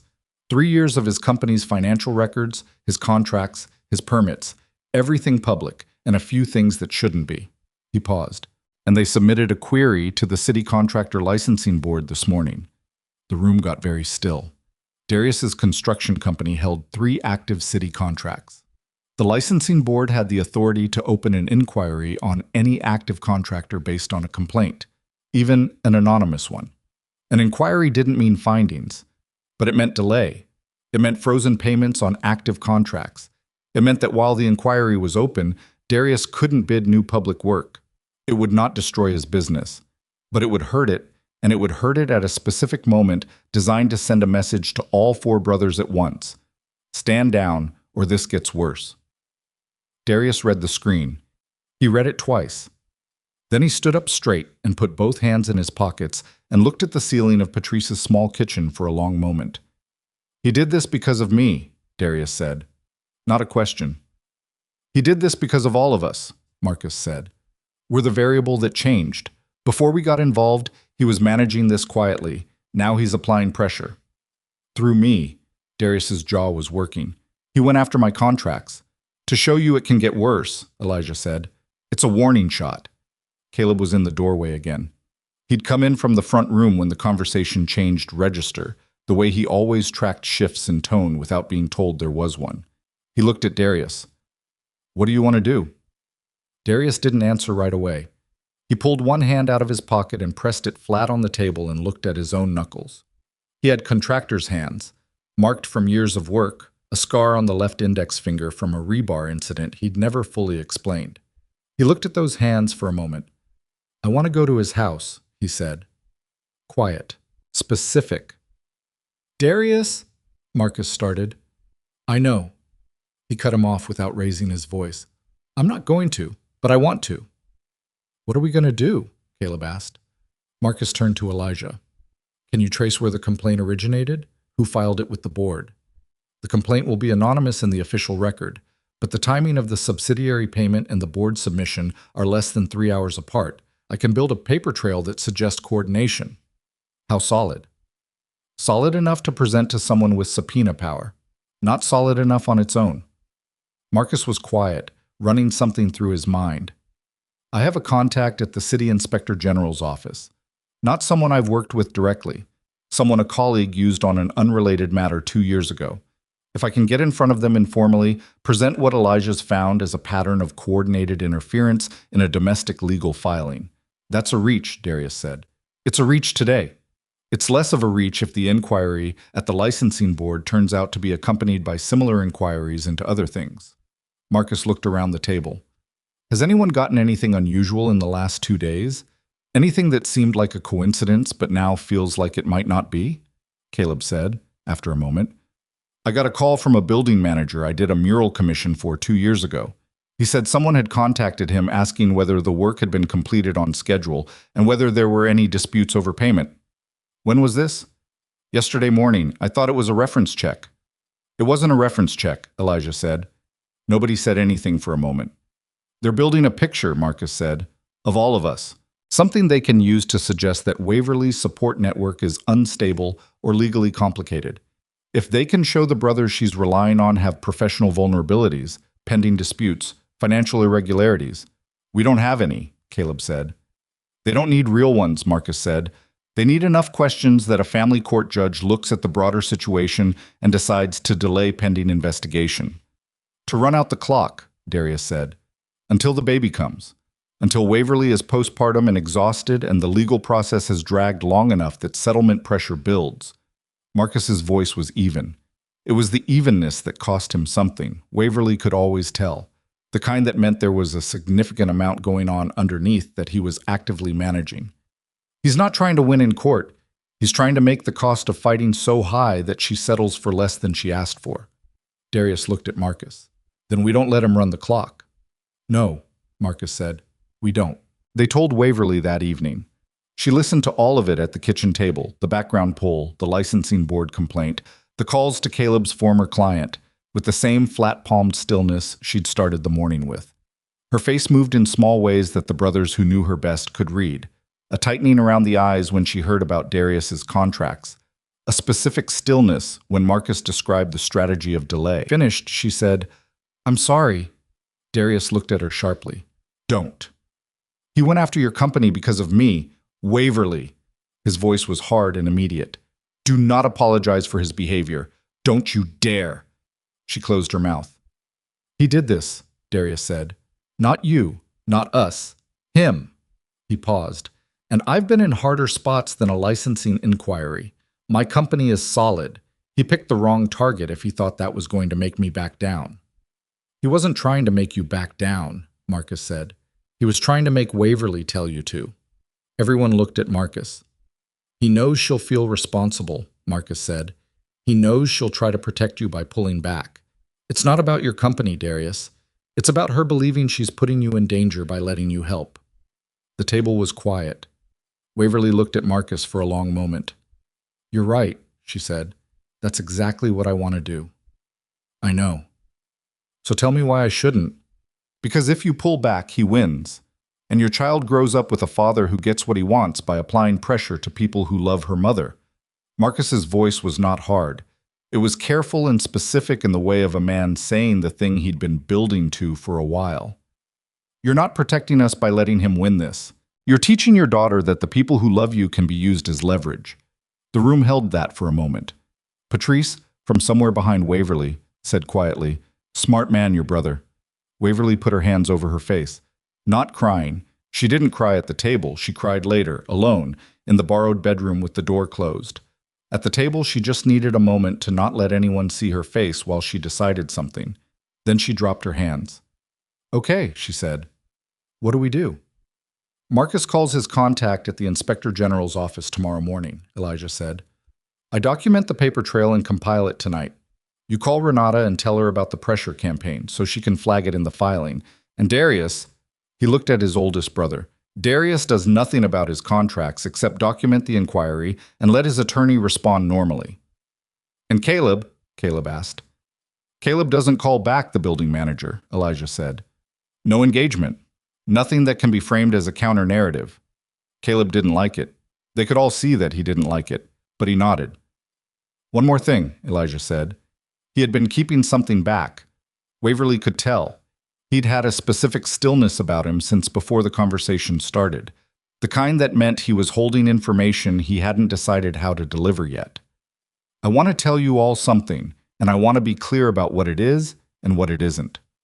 Everyone waited. When I traced the holding company payment, I had to go through some layered structures to get to the source. In the process of doing that, I moved through some adjacent data. Data I wasn't specifically looking for, but that was in the same vicinity, Marcus said carefully. What did you see? Elijah opened his laptop. He turned it to face the table. These are internal communication records between two of Beckett's business entities. I want to be clear. I accessed them through a vulnerability that should not have existed in a legitimately structured company. What it tells us about the structure is that these entities are not set up the way a clean business would set them up. There are communications here about financial movements that don't correspond to any public filing I can find. He let them look at the screen. This isn't background research, Darius said. No. This is... Darius stopped. He looked at Marcus. This is the thing we said we weren't going to use, Marcus said. I know, Elijah said. I'm not saying we use it. I'm saying it exists. I'm saying that if we're in a situation where he escalates, beyond licensing inquiries, beyond background pulls, into something that actually threatens Waverly's custody case or her safety, we have it. He'd know where it came from, Marcus said. He'd know we accessed his systems. He'd suspect. He couldn't prove it cleanly without exposing what the systems contain. Elijah closed the laptop. I'm not recommending anything. I'm informing you of what we have. The kitchen was quiet. Outside, the city made its ordinary sounds. Somewhere down the block, a car alarm went off and stopped. Waverly looked at Elijah. You broke into his systems. I found a door that was open, he said. I looked through it. She should have told him to delete it. She knew she should have. She sat with the knowledge of what was on that laptop and what it represented. Not just leverage, but the specific kind of leverage that could bring down something large and bring her brothers into the radius of the collapse. And she thought about her daughter. The baby who was running out of room in there, who pressed against her ribs like a reminder that decisions made now had a very specific future attached to them. Keep it, she said. Don't use it. And do not tell me where it's stored. Elijah nodded. If something happens to me, she started. Nothing is going to happen to you, Caleb said, too fast. Caleb, I'm not being dramatic. I'm being practical. She looked at him until he settled. If something happens that I can't control, I want to know that information exists and that someone responsible has it. I'll give a copy to Renata, Marcus said. Attorney-client privilege on her end. She holds it and only touches it if the situation requires. Okay. Waverly stood up from the table. Slowly, one hand on the chair back, her body doing the negotiation it had to do. I'm going to sleep. We do everything Marcus said starting tomorrow morning. She went to the bedroom. She closed the door. She sat on the edge of Patrice's bed and picked up her mother's journal from the nightstand and held it without opening it. The worn leather, the broken clasp. She turned it over in her hands the way she might hold something she wasn't sure was still intact. Then she set it down and lay on her side and closed her eyes, and she was almost asleep when her phone lit up with a text from a number she didn't recognize. She looked at it for a long moment before she opened it. It was a photograph. The photograph was of Renata Douglas's office building, taken from street level, looking up, time-stamped 40 minutes ago, which was after business hours, which meant someone had been outside that building tonight, in the dark, taking a picture of it, and then sending that picture to Waverly's phone. No text, no message, just the photograph. She sat up. Her heart was doing something fast and specific that she recognized from difficult nights at Mercy. The specific rhythm of a situation escalating past the point where the standard response was enough. She called Marcus. He answered on the first ring. She read him the number. She heard him type something. Burner, he said. Untraceable. They're outside Renata's building. I see the timestamp. His voice was very controlled. Waverly, listen to me. This is not a threat against Renata. This is a threat against you. They're telling you they know who your attorney is and where she works. They're telling you they can reach into your plan. I know what it is. This changes things. I know that too. This is not a man who's going to respond to reasonable requests filed through proper channels, Marcus said. You know that now. She did know it. She had known it since the photograph opened on her screen, and her body understood before her mind caught up. She looked at the dark window of Patrice's bedroom, at the faint light from the street coming through the gap in the curtain, and she understood that the story she'd been trying to tell, the one where she asked for 3 things and he agreed and they both moved forward with dignity, was finished. That story was over. What came next was something she didn't have a name for yet. Something that required her to stop protecting everyone from everything and start making decisions the way her brothers made them, with the full understanding that the person on the other side was not playing by the same rules she was. She sat in the dark with the phone in her hand and her daughter pressing against her ribs and her mother's journal on the nightstand beside her, and she made the decision that she'd been moving towards since the moment she found herself standing outside her own front gate in the mist. She called Renata. I need you to move everything forward, she said when Renata answered. Every timeline, every filing, whatever was scheduled for next week, I want it done by tomorrow. Waverly, it's almost midnight. I know what time it is. She kept her voice even. I just received a photograph of your building sent from a burner number, taken tonight. Renata went quiet. They're not going to negotiate, Waverly said. They're going to keep applying pressure until I break or until they've damaged enough of the people around me that I have no choice but to settle. So I need you to take that option away from them. If I push the timeline, it becomes adversarial, Renata said. They'll respond in kind. They already have. Waverly looked at the journal. I've been trying to keep this civil because I thought civil was possible. I need you to stop operating on that assumption. A long pause. You understand what this means in terms of what he might do? Yes. He has resources that go beyond what most people deal with in a family matter. I know what he has, Waverly said. I was married to him. Another pause, shorter. I'll be in the office at 7, Renata said. Send me the photograph. Waverly sent it. She set her phone on the nightstand beside the journal. She lay back down and stared at the ceiling and breathed the way she'd learned to breathe on hard nights at work. Not to feel better, but to stay functional.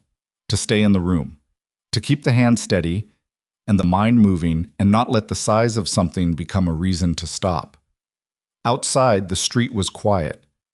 Somewhere in the city, in an office with no sign on the door, Genevieve Marquetti was still awake, still working, still 3 moves ahead of where Waverly thought the game was being played. And for the first time since all of this began, Waverly stopped trying to be the woman who asked for less than she deserved in order to make it easier for everyone else. She closed her eyes. When she opened them, it would be a different kind of morning. Renata Douglas was at her desk by 6:53. Waverly knew because Renata texted her at 6:54 with 4 words, I'm here, let's work. Waverly was already awake. She'd slept in 2-hour fragments, the way she slept on difficult shifts, never fully under, always with one part of her mind holding the surface, monitoring. The baby had been active through the night, pressing and turning, and Waverly had lain in the dark and let her move and thought about nothing in particular and everything at once. She was dressed and at the kitchen table before anyone else in the apartment stirred. She made coffee because her hands needed something to do and because the smell of it would bring Marcus out of wherever he'd slept. She wasn't sure if he'd slept at all. She was right. He appeared in the kitchen doorway at 7:03, still in his clothes from the night before, and looked at the coffee and then at her. How long have you been up? He said. Long enough. He poured himself coffee. He sat across from her. Neither of them said anything for a moment. I made a decision last night, she said. I know. I heard the call with Renata. The walls are thin. The walls are very thin. He wrapped both hands around the mug. Tell me what you need. I need you to call your contact at the Inspector General's office the moment it's a reasonable hour to call. I need Elijah to document every single thing he found and format it so Renata can present it if it becomes necessary. And I need Darius and Caleb to understand that what's coming is going to feel like inaction and it's going to be the hardest thing either of them has done. Marcus looked at her steadily. And you? I'm going to meet with Harrison. His face shifted.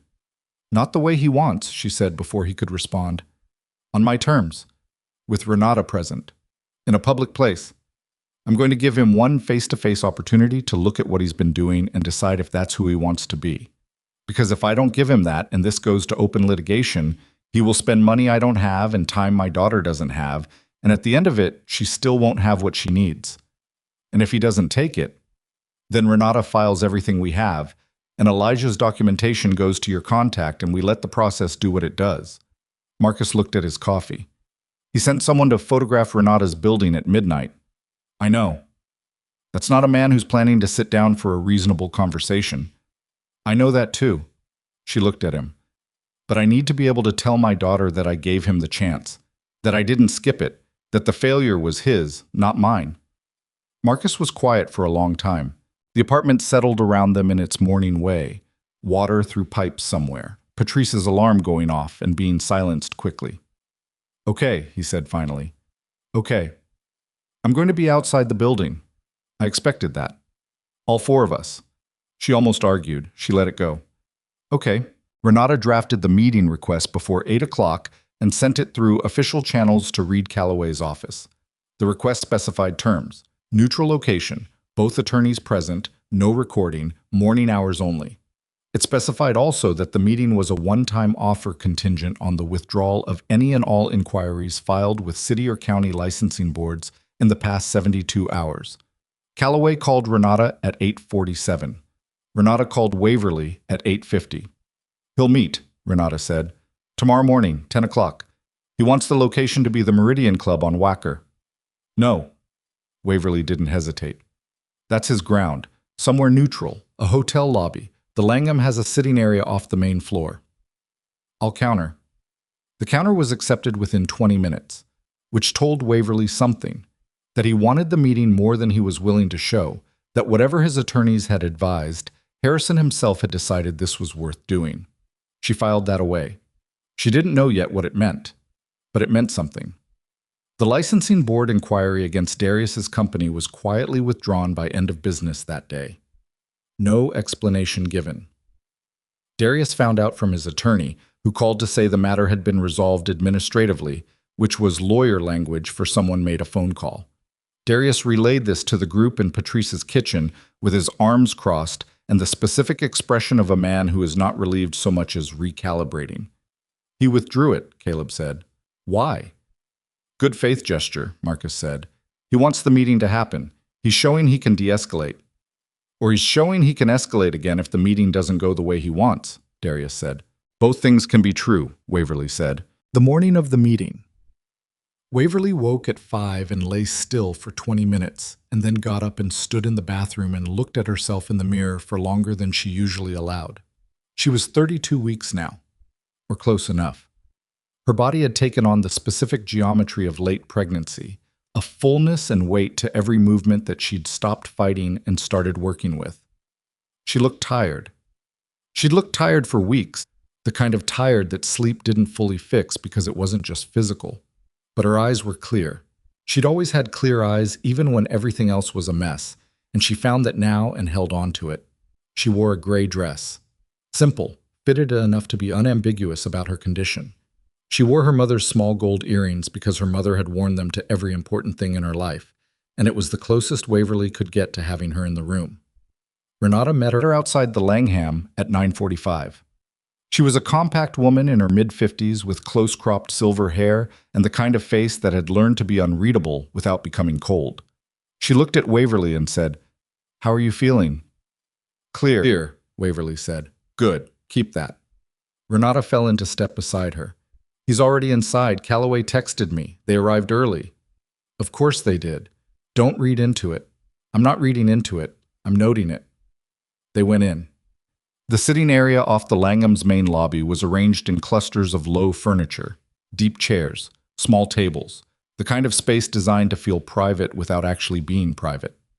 Harrison was seated in a chair facing the entrance, which meant he'd chosen his position deliberately.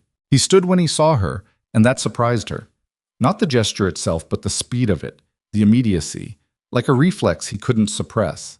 He looked different than she expected. She had built him up in her mind over the past weeks into something manageable, the cold version, the distant version, the man who had said complicated timing and meant it, the man it was easier to leave.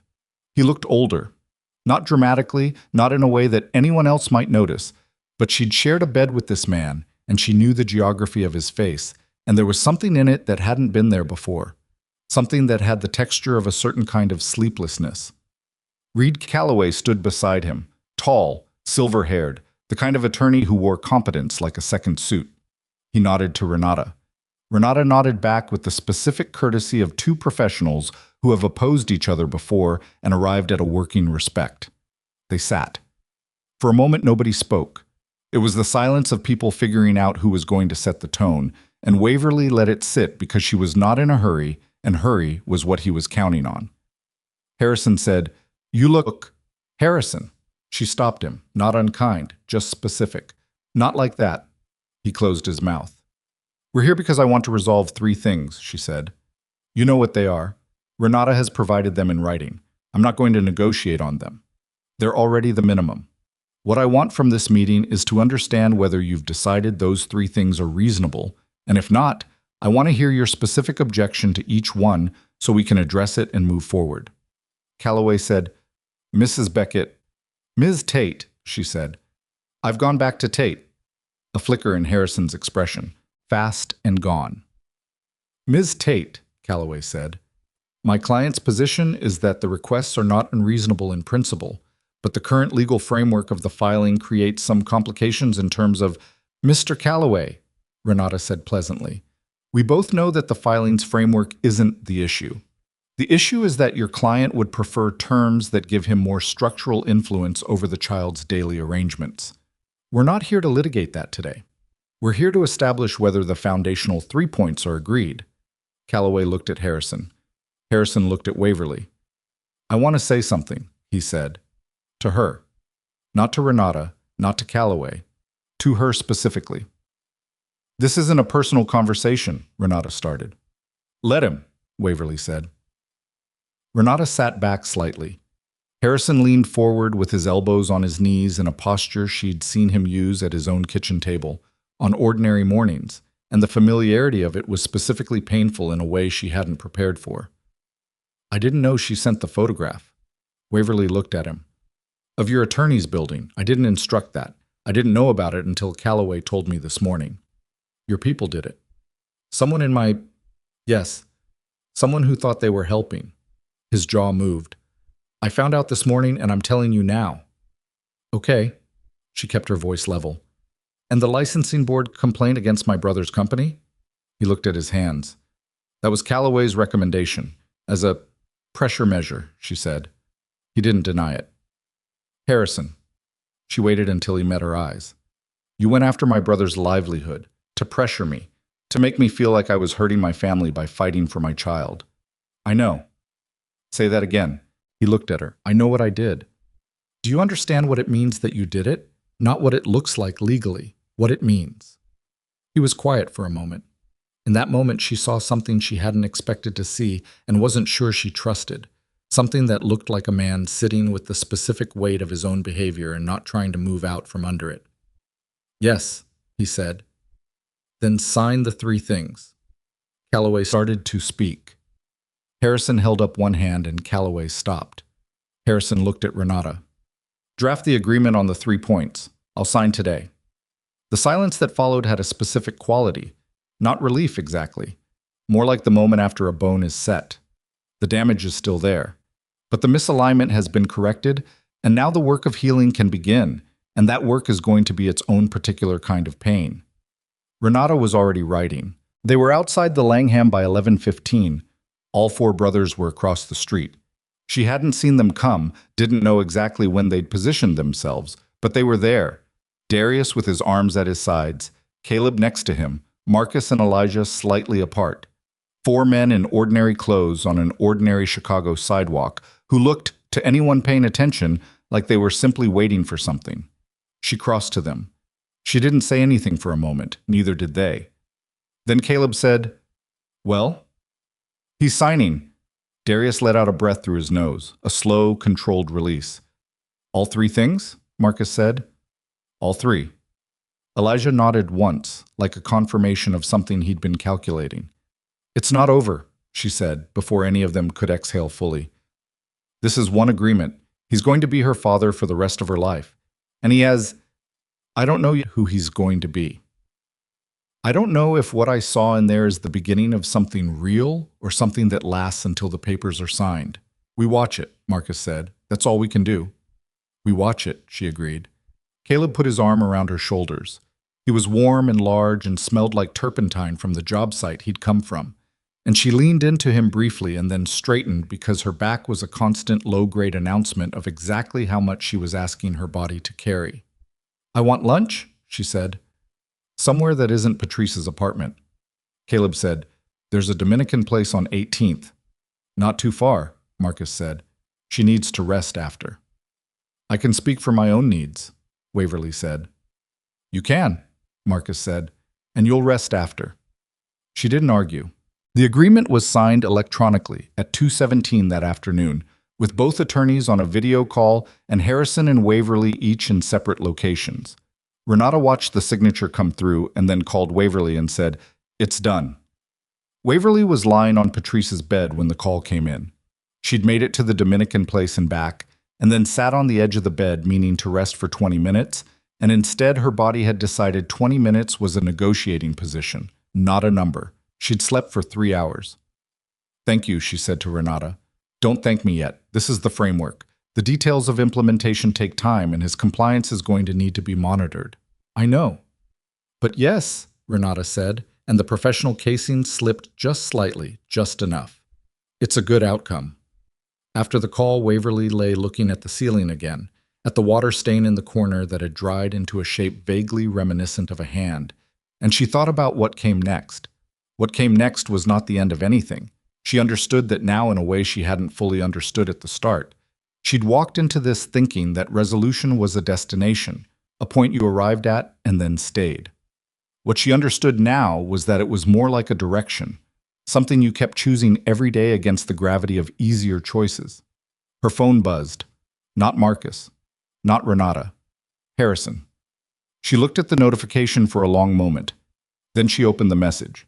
It said, I owe you more than paper. I know that. I'm not asking for anything right now. I just want you to know that I know. She read it twice. She put the phone face down on the nightstand beside the journal. She wasn't ready to respond. She didn't know when she would be. That was the truth of it. That she could hold two things simultaneously, his acknowledgement of his failure and her inability to receive it yet, and both things were real, and neither one canceled the other out. She picked up the journal. She had been keeping the last pages for when she was ready. She'd been waiting 3 years for a readiness that turned out not to be something you arrived at, but something you chose because the waiting had cost enough. She opened to the last marked page. Her mother's handwriting was a small, dense cursive that leaned slightly to the right, like something moving forward. The entry was dated 14 months before she died. She read it. She read it slowly, the way you move through something that matters, not skipping anything. The page was not dramatic. It was not full of final wisdom or carefully assembled last words. It was her mother writing about a Thursday in October, a stubborn client, a good cup of coffee, Caleb calling to say his first mural commission had been accepted. She wrote about how she'd sat on her front porch in the early evening and felt the particular quality of October air that she'd always loved, that specific sharpness that meant something was changing.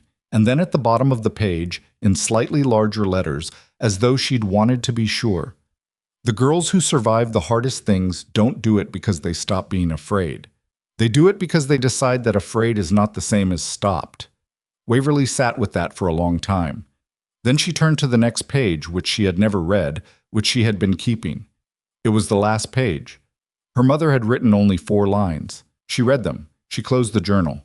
She pressed it against her chest with both hands, flat over her sternum, over her heart, over the baby who was pressing back from the inside like she wanted to be part of whatever this was. And she sat like that in the borrowed room in the small apartment where a woman who owed her nothing had made up a bed and kept a light on. And she let herself feel the full size of everything, the loss and the anger and the grief and the strange, uncomfortable thing underneath all of it. That wasn't hope exactly, but was shaped like the thing that comes before it. She didn't know she was going to start crying until she already was. She let it go on for a while. Then she stopped, because she still had things to do. She put the journal on the nightstand. She sat up. She reached for her phone. She did not call Harrison. She called Marcus. "I read it," she said when he picked up. A beat. He knew immediately what she meant. "And?" "She said she was proud of me." Her voice stayed steady, mostly. "She wrote it 4 months before she died. She said she'd been watching me become someone she was proud of, and she wanted to write it down because she was afraid she'd run out of time to say it." Marcus was quiet. "She ran out of time," Waverly said, "but she wrote it down." "Yeah." His voice was rough in a way she almost never heard it. "She did." They stayed on the phone for a moment without talking, which was one of the most important things you could do with someone sometimes. Then Waverly said, "I want to go home after the baby comes. Not to that house, not to Harrison. I want my own place. Mine.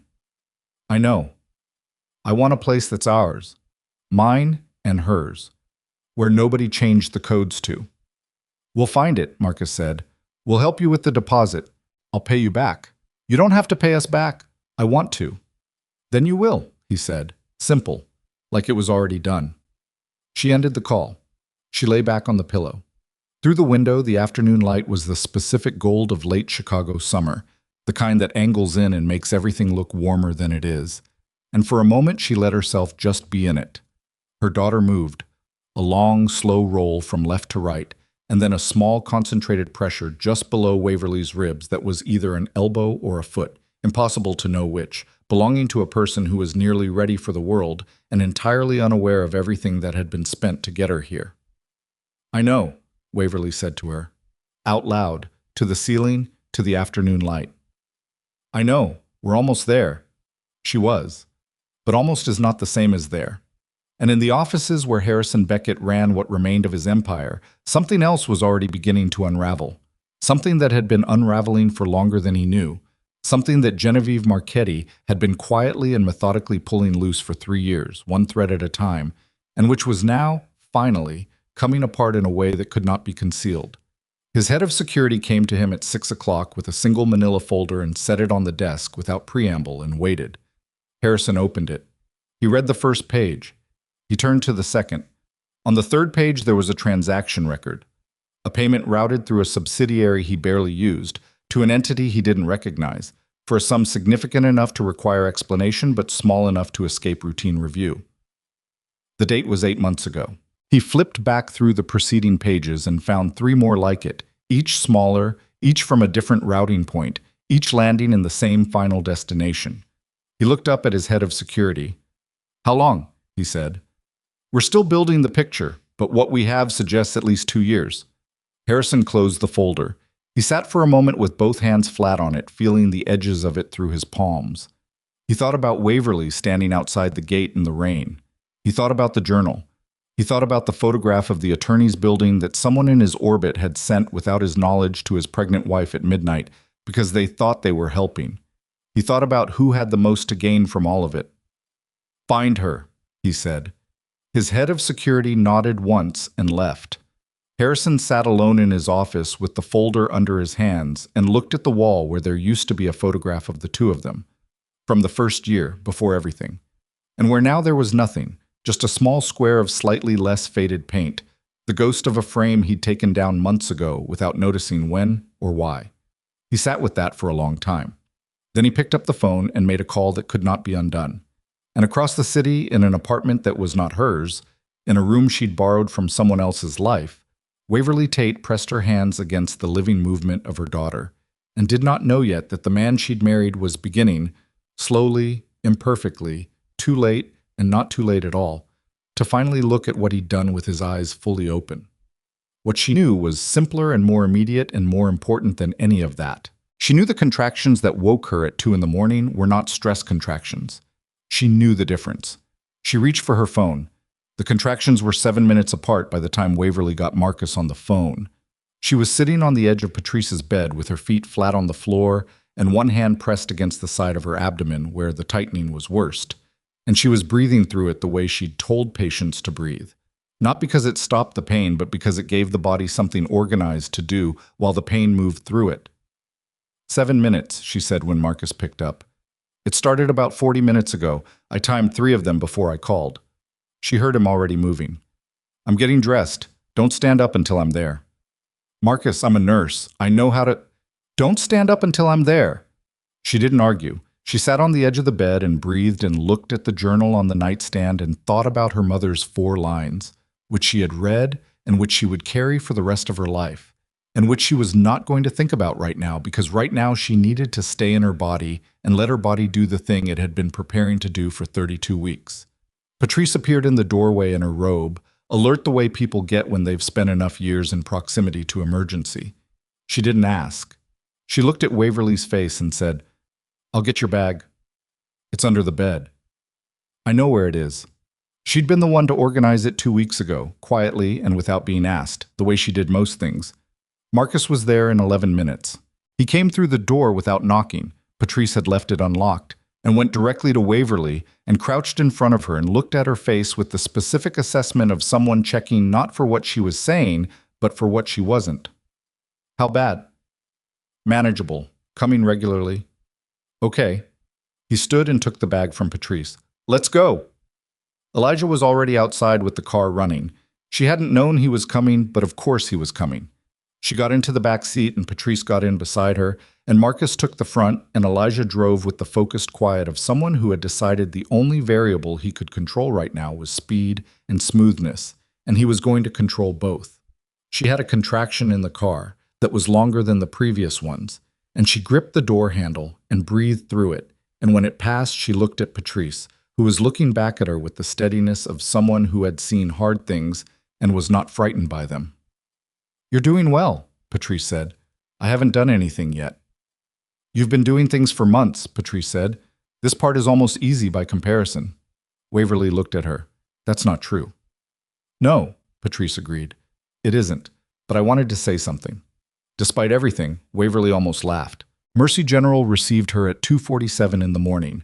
Dr. Shauna Cruz was not on call. It was a different OB, a younger woman named Dr. Vasquez who had a direct manner and competent hands, and who examined Waverly and said she was at 5 centimeters and progressing well, and that they were looking at a few hours minimum, possibly more. A few hours turned out to be generous. Darius and Caleb arrived at the hospital by 4. They'd been called by Elijah, and they came the way they always came, immediately, without needing to be asked twice. Darius in a jacket over a t-shirt that suggested he'd been in bed when the call came, Caleb still with a smear of something that might have been paint on his left forearm. They came into the waiting area and Caleb sat down and put his face in his hands in the way he'd done at Patrice's kitchen table. That gesture of his that looked like despair but was actually the opposite, a way of gathering himself, of pulling in before he could be fully present. Darius stood. He was not capable of sitting in this kind of moment. He stood near the window and looked at the pre-dawn city below and said nothing, which was its own form of holding vigil. The labor was long and hard and not dramatic in the way that stories make labor dramatic. It was physical and grinding and specific, the kind of experience that strips every abstraction away and leaves only the body and what the body is doing and the breath and the next 10 seconds and the one after that. Waverly had Patrice on one side and a labor nurse on the other, and she did not cry out much, which surprised even her. She made sounds, but not cries. She breathed, she worked. At 6:41 in the morning, with the Chicago dawn coming pale and uncertain through the window of the delivery room, Waverly's daughter arrived. The sound she made was immediate and unapologetic. A full-lunged announcement. Dr. Vasquez said, "She's perfect," in the tone of someone stating a clinical fact, and that was somehow the right thing to say. Not beautiful, not miraculous, just perfect. Correct. Everything working the way it was supposed to work. They put the baby on Waverly's chest. She was red and furious and covered in the complicated evidence of her own birth, and she weighed, according to the scale they'd use in a few minutes, 6 pounds and 11 ounces, and she had a full head of dark hair plastered flat, and 2 small hands that were already moving in the instinctive clutching motion of new life, looking for something to hold. Waverly held her. She did not cry. She had cried already in the borrowed room over the journal. What she felt now was different from crying, something larger and quieter and more permanent, like a door opening onto a room she hadn't known existed and would now spend the rest of her life in.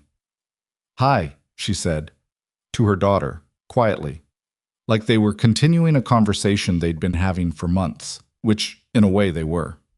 The baby turned her face against Waverly's skin and was still. She named her Alma. She'd decided weeks ago, but hadn't said it out loud until she said it to the nurse filling out the paperwork. Alma Tate. Her mother's name.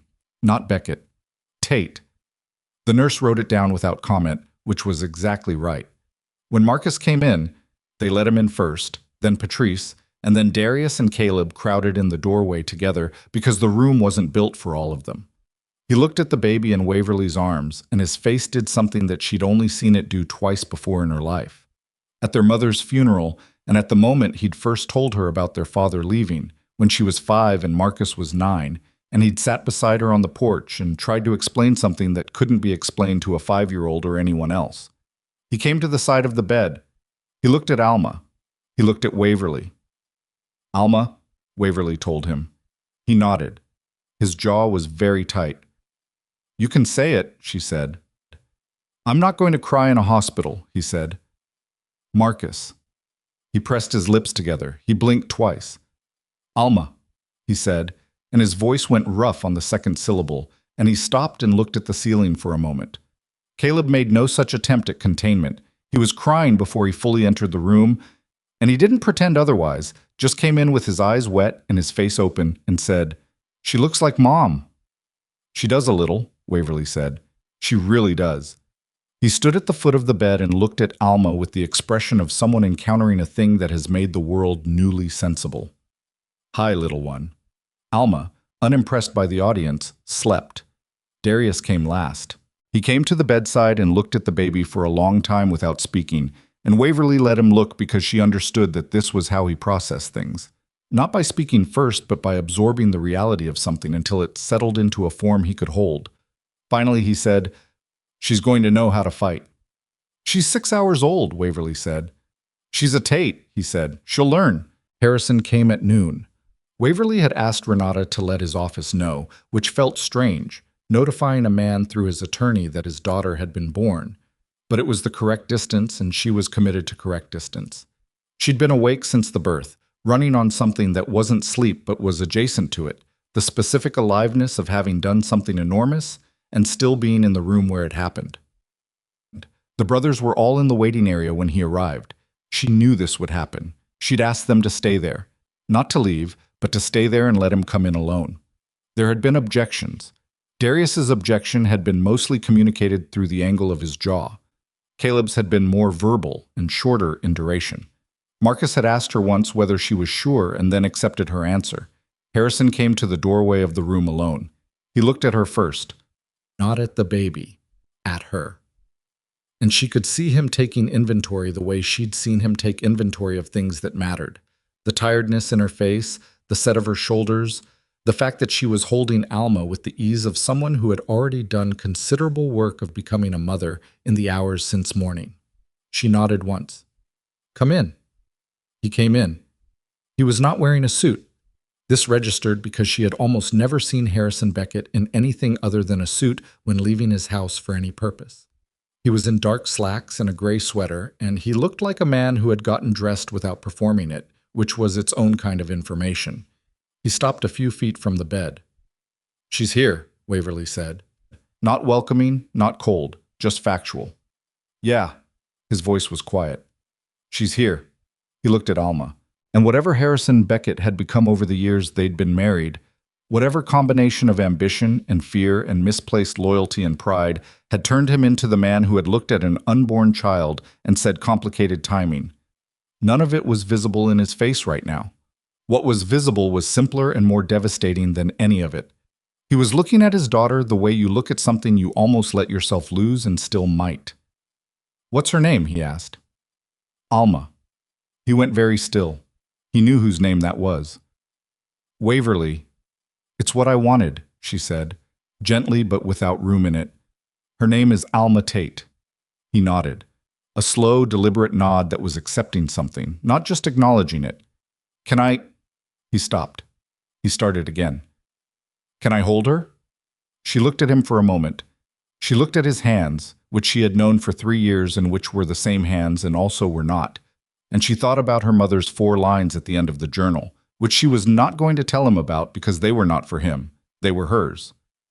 Sit down, she said. He sat in the chair beside the bed, the same chair Marcus had occupied for hours, and she transferred Alma carefully and watched him receive her. He was not practiced at this. His arms were slightly too rigid at first, the way people hold infants when they're afraid of doing it wrong.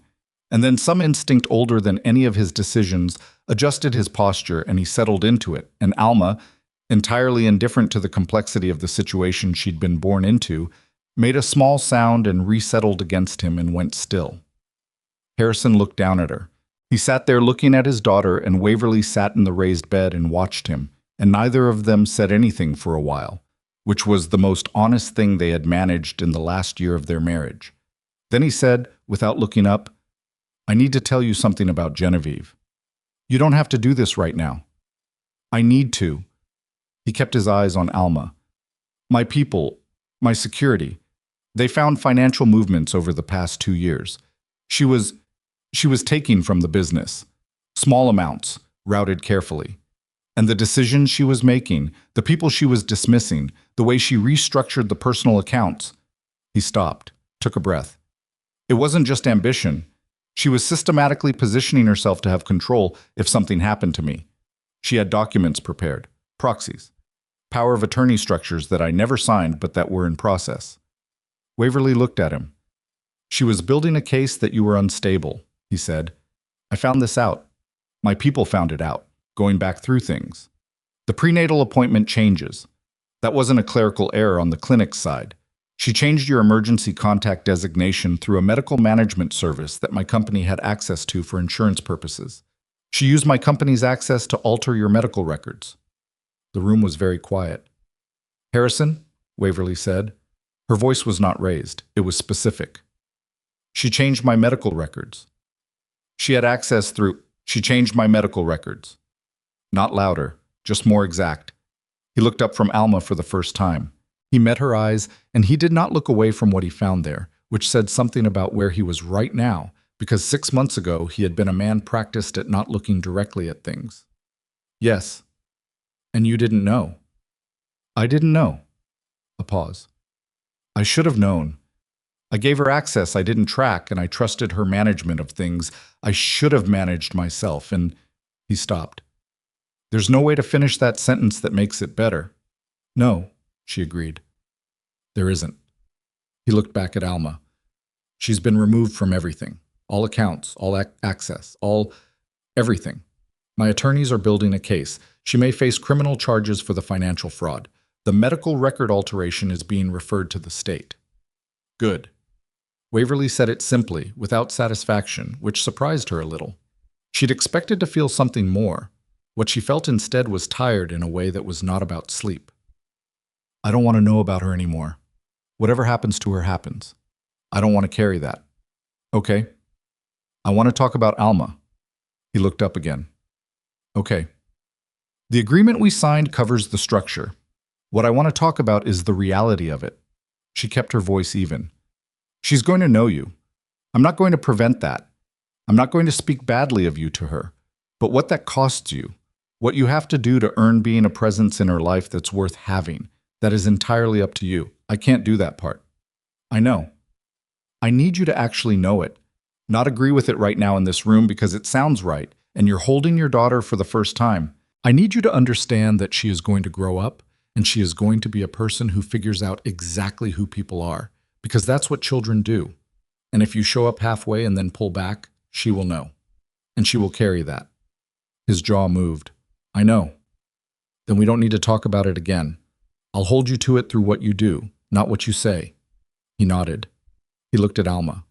Alma's small hand had found the fabric of his sweater and was holding a fold of it in that unconscious clutching way.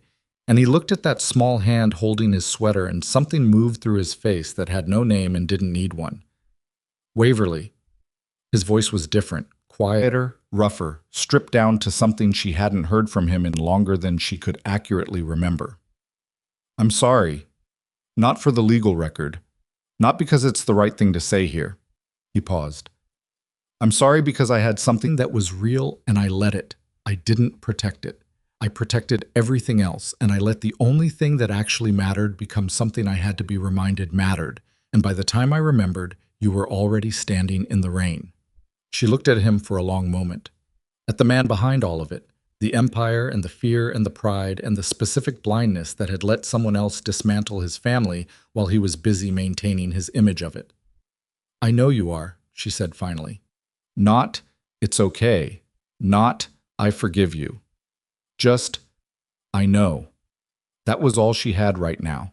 It was honest and it was enough, and he accepted it without asking for more, which was the most decent thing he had done in a year. She held out her arms for Alma. He transferred her carefully, hands supporting the head the way someone had told him to once and which he'd remembered. And when Alma was back against Waverly's chest, Waverly looked down at her daughter's face. The dark lashes, the small working mouth, the total unconscious trust of a person who has not yet learned that trust requires evidence. And she felt it again, that door opening onto the room she'd spend the rest of her life in. You can come back tomorrow, she said to Harrison. Regular hours. We'll figure out a schedule.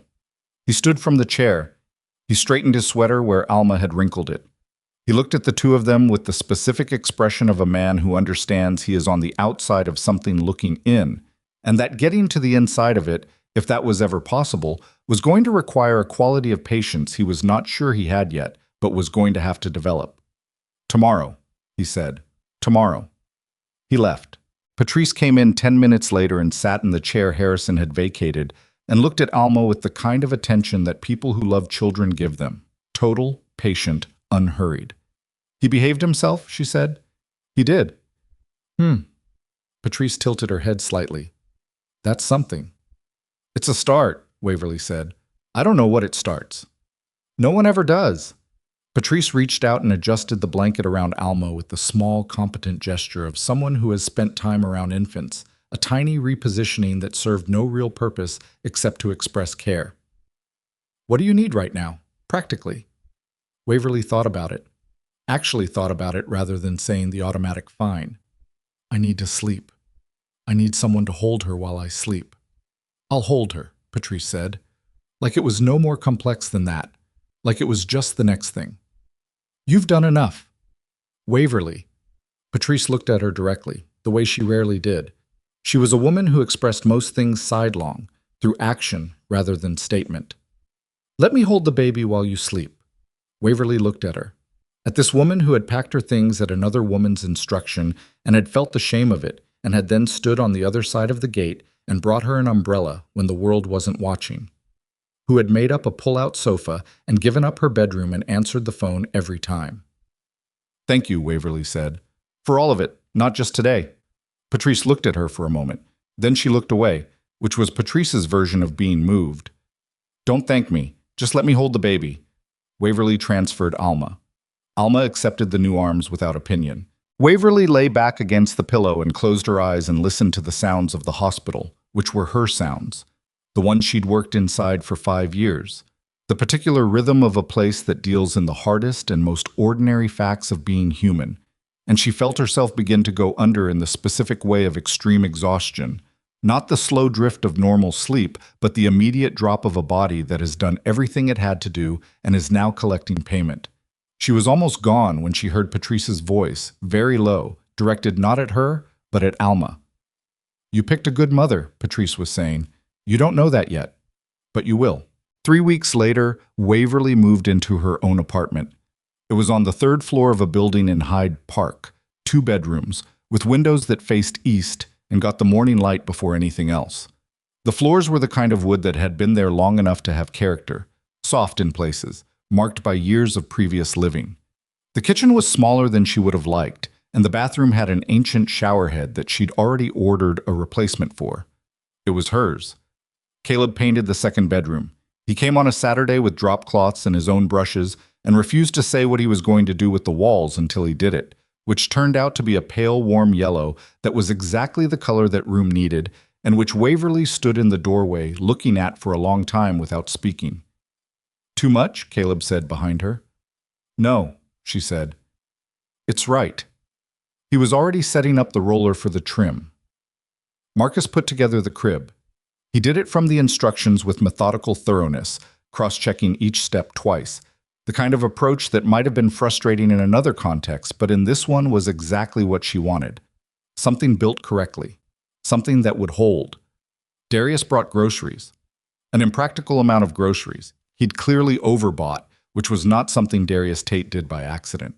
He'd overbought because he'd wanted to, and the overbuy would mean she didn't have to think about food for 2 weeks. And he knew it, and she knew it, and neither of them mentioned it. He organized the pantry while she nursed Alma in the front room, and occasionally she could hear him in there, the quiet shift of cans, the specific sounds of someone making order out of something.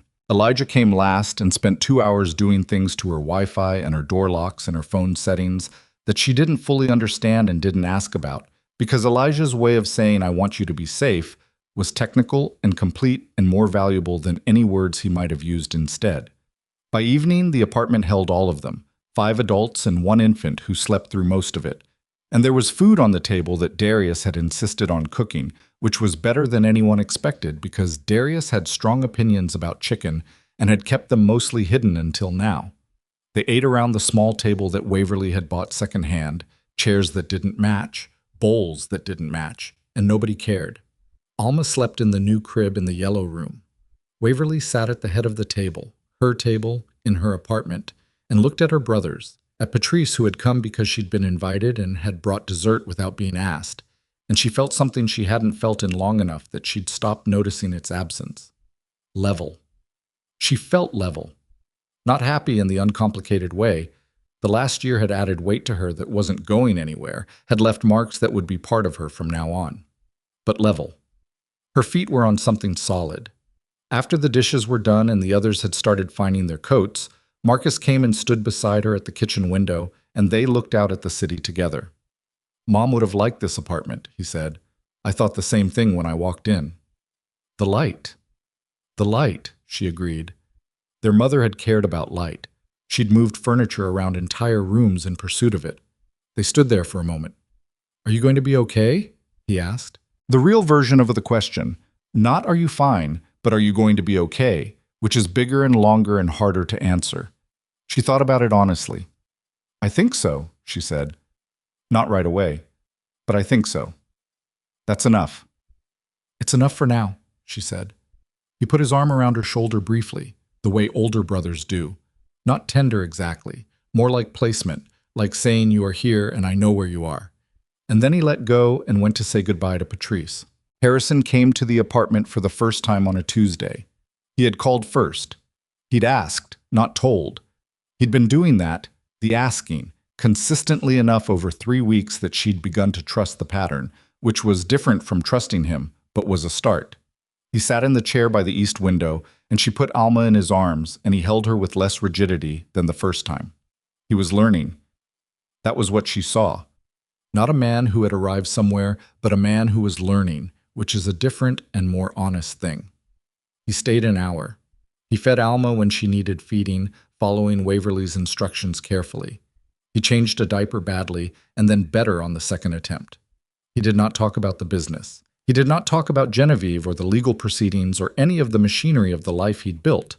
He talked to Alma in a low voice that was slightly awkward in the way of someone who has not done this before and knows it and does it anyway. When he was leaving, he stopped in the doorway and looked at the apartment, at the mismatched chairs and the Caleb yellow light coming from the back room and the crib visible through the open bedroom door. "You made this fast," he said. "I had help." He nodded. He looked at Waverly. "For what it's worth," he started. "Harrison," she said it gently. "You don't have to say things. Just keep coming."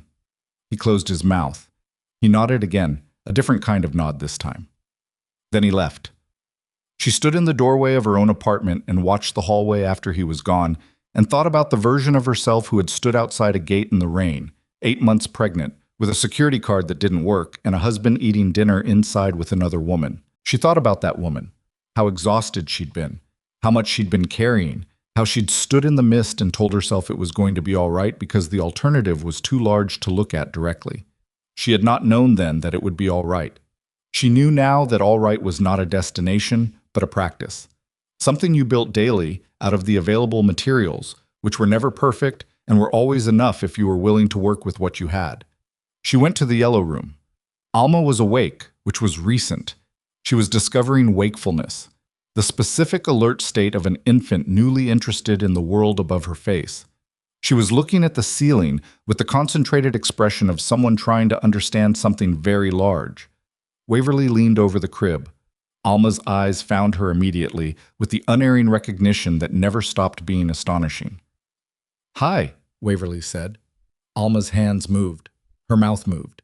She made a sound that was not yet language and was somehow already specific. Waverly reached in and picked her up, the motion smooth and known now, already part of her body's vocabulary. She held her daughter against her shoulder and stood at the window where the east light fell and looked out at the city, at all of it, the ordinary, complicated living city, and held the weight of her, the warm, specific weight of a person who was entirely new and entirely herself, and who had arrived into all of this and made it mean something different than it had meant before. The journal was on the nightstand. She had read the last 4 lines many times now. She had them without looking. Her mother had written, "I don't know what's ahead. I never did. But I know what I made, and I am not afraid of what she'll do with it. Go forward, Waverly. Not because it's easy, because it's yours." She stood in the light with her daughter. She went forward.